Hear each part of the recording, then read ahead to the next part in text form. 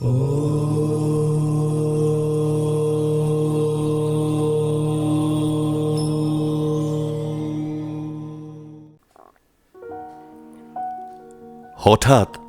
ঠাকুর বলিলেন, এক গুরুর এক শিষ্য ছিল।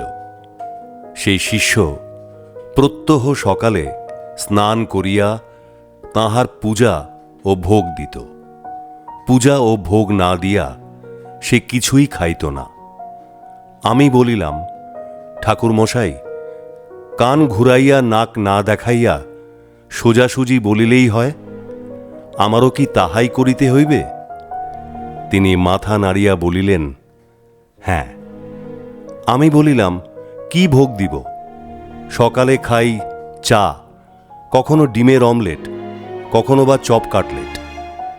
ঠাকুর বলিলেন, আপনি সকালে যাহা খান তাহাই ভোগ দিবেন।